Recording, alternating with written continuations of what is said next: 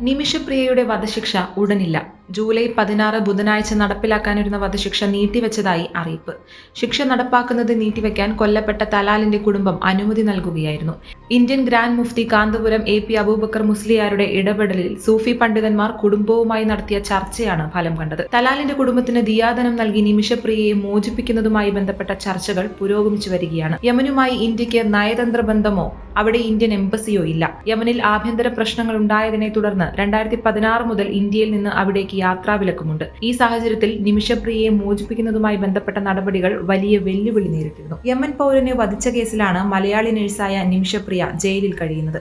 2017 ജൂലൈയിൽ നിമിഷപ്രിയയും കൂട്ടുകാരിയും ചേർന്ന് യമനി പൗരനായ അബ്ദു മെഹദിയെ കൊലപ്പെടുത്തി കഷ്ണങ്ങളാക്കി വീടിനു മുകളിലെ വാട്ടർ ടാങ്കിൽ തള്ളിയെന്നാണ് കേസ്. നിമിഷപ്രിയയുടെ വധശിക്ഷ യമനിലെ അപ്പീൽ കോടതിയും സുപ്രീം കോടതിയും ശരിവെക്കുകയായിരുന്നു. 2009 പാലക്കാട് സ്വദേശിനി നിമിഷപ്രിയ നഴ്സായി യമനിൽ ജോലിക്കെത്തിയത്. 2012 തൊടുപുഴ സ്വദേശി ടോമി തോമസിനെ വിവാഹം കഴിച്ചു. വൈകാതെ ടോമിയും യമനിലെത്തി.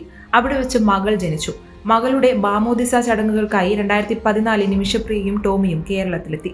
ഇവരുടെ സുഹൃത്തു കൂടിയായിരുന്ന അബ്ദു മെഹദിയും നാട്ടിലേക്കുള്ള യാത്രയിൽ ഒപ്പമുണ്ടായിരുന്നു. സൗഹൃദത്തിന്റെ പുറത്ത് അബ്ദു മെഹദിയെ സ്പോൺസറാക്കി യമനിൽ നിമിഷ ക്ലിനിക് ആരംഭിച്ചു.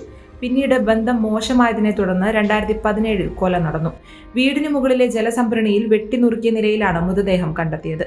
അബ്ദു മെഹദിയെ താൻ മയക്കുമരുന്ന് കുത്തിവെച്ച് മയക്കുക മാത്രമാണ് ചെയ്തതെന്നാണ് നിമിഷ വാദിച്ചത്. പിന്നീട് സംഭവിച്ചതിനെക്കുറിച്ച് തനിക്കൊന്നും അറിയില്ലെന്നുമായിരുന്നു നിമിഷയുടെ വാദം. വിചാരണയ്ക്ക് ശേഷം 2018 യമൻ കോടതി നിമിഷയ്ക്ക് വധശിക്ഷ വിധിച്ചു.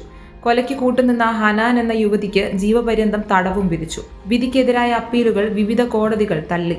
മേൽക്കോടതിയും വധശിക്ഷ 2020 ശരിവെച്ചു. ഏറെ നീണ്ടുനിന്ന വധശിക്ഷാ നടപടികളിൽ നിന്നും ബ്ലഡ് മണി നൽകി നിമിഷയെ മോചിപ്പിക്കാനുള്ള ശ്രമങ്ങൾ ഇപ്പോഴും തുടരുകയാണ്.